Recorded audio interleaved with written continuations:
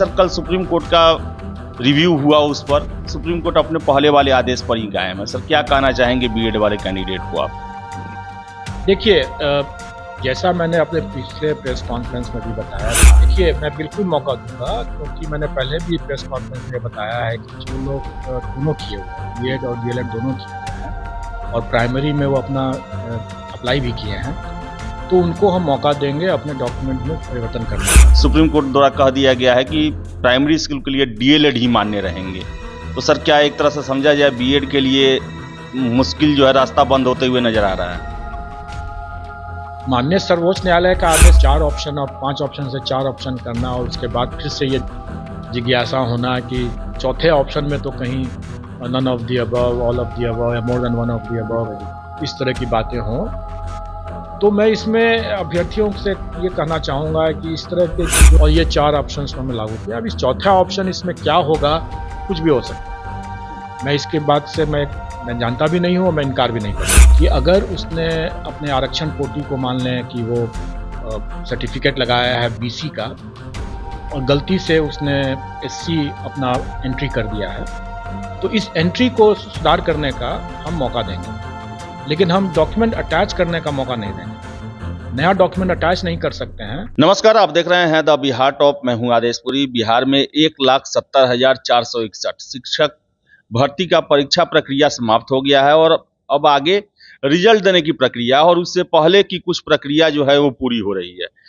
हमारे साथ हैं बीपीएससी के अध्यक्ष महोदय हैं, अतुल सर हैं। सर सबसे पहले तो सर परीक्षा सर आपने इतना बड़ा ऑर्गेनाइज कराया और कोई भी इसमें सर विवाद नहीं हुआ, इसको लेकर सर आप पहले क्या कहेंगे? सर सबसे पहले इसको लेकर तो धन्यवाद देना चाहूँगा। इसमें सबका योगदान है और सबसे बड़ा योगदान तो अभ्यर्थियों का है कि उन्होंने काफ़ी कष्ट सह करके भी इस परीक्षा को शांतिपूर्ण तरीके से किया। सबका धन्यवाद है। सर आगे का प्रोसेस क्या है सर? जैसे कि जो बीएड वाले कैंडिडेट हैं जिन्होंने बीएड प्राइमरी स्कूल में डाल दिया था जबकि डीएलएड भी किए हुए हैं, क्या सर उनको आप मौका देंगे? सर देखिए, मैं बिल्कुल मौका दूंगा, क्योंकि मैंने पहले भी प्रेस कॉन्फ्रेंस में बताया है कि जो लोग दोनों किए हुए हैं, बीएड और डीएलएड दोनों किए हुए हैं और प्राइमरी में वो अपना अप्लाई भी किए हैं, तो उनको हम मौका देंगे अपने डॉक्यूमेंट में परिवर्तन करने का।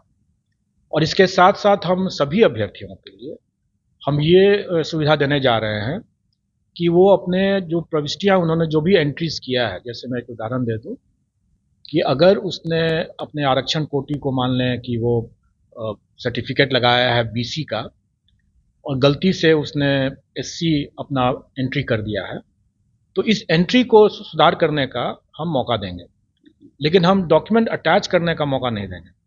नया डॉक्यूमेंट अटैच नहीं कर सकते हैं, लेकिन वो अपने जो पुराने जो डॉक्यूमेंट जो उन्होंने अपने आवेदन के समय लगाया था उसके हिसाब से अगर उन्होंने कोई गलत प्रविष्टि कर दिया है, कुछ गलत लिखा गया है, डेट ऑफ बर्थ में जैसे कुछ गलत लिखा गया है, तो इस तरह की प्रविष्टियों में सुधार करने का हम उनको बहुत जल्दी मौका देंगे।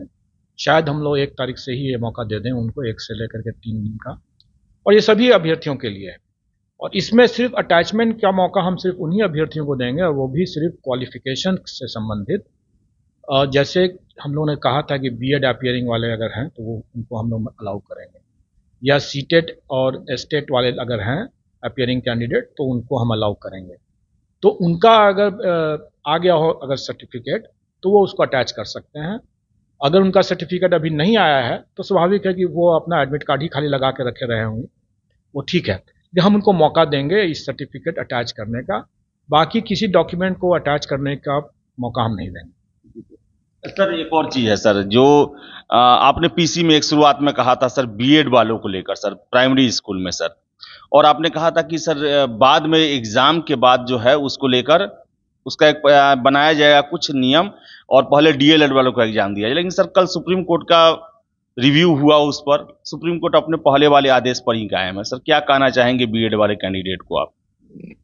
देखिए, जैसा मैंने अपने पिछले प्रेस कॉन्फ्रेंस में भी बताया था कि हम बीएड वालों को परीक्षा में भाग लेने का उनका अधिकार है, इसलिए हम उसका मौका बिल्कुल देंगे।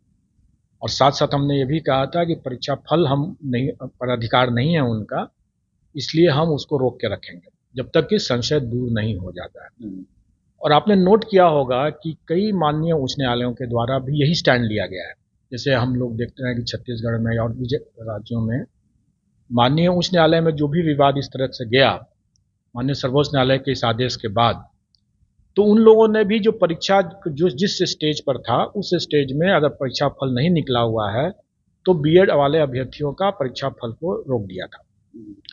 यही स्टैंड हम लोगों ने भी ले रखा है। और अब जैसा कल हमें भी जो सूचना मिली है और अगर उसका हमारे पास हमें आदेश की प्रतीक्षा है, संशय जैसा दूर हो जाएगा तो स्वाभाविक है कि हम उसके हिसाब से माननीय सर्वोच्च न्यायालय के आदेश के अनुपालन में हम उसी हिसाब से अपना रिजल्ट निकालेंगे। और जैसा कि कल की जो बातें हैं उसमें माननीय सर्वोच्च न्यायालय ने जो आदेश दिया है उसके हिसाब से हम लोग करेंगे। तो सर कहने का मतलब कि कल सुप्रीम कोर्ट द्वारा कह दिया गया है कि प्राइमरी स्कूल के लिए डीएलएड ही मान्य रहेंगे, तो सर क्या एक तरह से समझा जाए बीएड के लिए मुश्किल जो है रास्ता बंद होते हुए नजर आ रहा है? माननीय सर्वोच्च न्यायालय का आदेश सर्वोपरि है, उसको सबको मानना है, तो उसमें मैं कोई टीका टिप्पणी तो कर नहीं सकता हूँ, नहीं कोई अतिरिक्त संभावनाओं के बारे में कुछ कर सकता हूँ, इसलिए वो सबको मानना है और हम भी मानेंगे। सर और सर 69वीं सर कंबाइंड परीक्षा आप ले रहे हैं सर, सबसे पहले तो सर कुछ सीट बढ़ा है, 33 सीट बढ़ा है सर। एक छात्र सर हमको फोन कर रहे हैं कि क्या आगे भी संभावना है सीट बढ़ने का, और सर इसी में दूसरा प्रश्न है कि आपने सर 5वां ऑप्शन हटा दिया, 4 ऑप्शन है। अब छात्रों को यह लग रहा है कि अब कहीं ऐसा तो नहीं कि आप हर एक प्रश्नों में चौथे ऑप्शन में जो पहले का 5वां था उपयुक्त में से सभी या कोई नहीं, उसको तो नहीं डालने वाले हैं सर? देखिए, और कितने पद बढ़ेंगे नहीं बढ़ेंगे ये तो मैं भी नहीं बता सकता हूँ। मुझे नहीं लगता है कि अब और कोई पद बढ़ना चाहिए। और जहाँ तक 4 ऑप्शन और 5 ऑप्शन से 4 ऑप्शन करना और उसके बाद फिर से ये जिज्ञासा होना कि चौथे ऑप्शन में तो कहीं none of the above, all of the above या more than one of the above, इस तरह की बातें हों, तो मैं इसमें अभ्यर्थियों से ये कहना चाहूँगा कि इस तरह के चीज़ों के बारे में ज़्यादा चिंता नहीं करनी चाहिए। उनको अपनी पढ़ाई पर और पर ध्यान देने की ज़्यादा आवश्यकता है, क्योंकि ये सब चीज़ पूछना का मतलब ही है कि वो तुक्का लगाने की प्रवृत्ति को एक्चुअली वो प्रवृत्ति को बढ़ावा देने की बात कर रहे हैं या उसकी तरफ सोच रहे हैं वो। मैं ये कहूँगा कि जैसे यूपीएससी भी और दूसरे राज्यों में भी जहाँ भी 4 ऑप्शंस रहते हैं, क्या वहाँ पर all of the above, none of the above या more than one of the above के इस तरह के चौथा ऑप्शन नहीं रहता है क्या?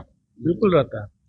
इसलिए ये 4 ऑप्शन या 5 ऑप्शंस का जो विवाद था वो एक्चुअली में वो बेबुनियाद था, लेकिन लोगों की बहुत ज़्यादा डिमांड थी और एकरूपता बरतते हुए भी हम लोगों ने सोचा कि ये जो गलत मैसेजिंग जो हो रहा था कि ये आयोग जो है बीपीएससी जो है वो जानबूझ करके अपनी गलतियों को छुपाने के लिए इस तरह से रख रहे हैं, तो इस गलत मैसेजिंग को दूर करने के लिए मैंने कहा कि मैं ठीक है, मैं 4 ऑप्शंस, और ये बात हमने शायद फरवरी मार्च महीने में ही किसी प्रेस कॉन्फ्रेंस में मैंने कहा था कि हम लोग इस पर विचार करेंगे, तो हम लोगों ने विचार किया और ये 4 ऑप्शंस को हमने लागू किया। अब इस चौथा ऑप्शन इसमें क्या होगा, कुछ भी हो सकता है, मैं इसके बाद से मैं जानता भी नहीं हूँ और मैं इनकार भी नहीं कर सकता हूँ। इसलिए अभ्यर्थियों को अपने पढ़ाई पर ध्यान देना चाहिए और इस तरह की चीज़ों पर ज़्यादा ध्यान देने की जरूरत नहीं। तो अतुल सर थे और इन्होंने साफ कहा, बताया कि टीचर भर्ती प्रक्रिया में आगे की क्या प्रक्रिया बाकी है और क्या क्या करना है। आप आयोग की वेबसाइट को देखते रहें तो वही आपको बता दें कि 69वीं में अब सीट बढ़ने की संभावनाएं अब 9 के बराबर है। इसके साथ साथ चौथे ऑप्शन पर आप 5वें ऑप्शन को लेकर आप प्रश्न कर रहे थे, तो 5 ऑप्शन में से एक ऑप्शन हटा दिया गया है, लेकिन चौथा ऑप्शन जो है वो उस पर ज़्यादा ध्यान देने की जरूरत नहीं है, पढ़ाई करने की जरूरत है। तो फिलहाल इस वीडियो में इतना ही। वीडियो पसंद आया लाइक शेयर करें, हमारे चैनल द बिहार टॉक को सब्सक्राइब जरूर कर लें। धन्यवाद।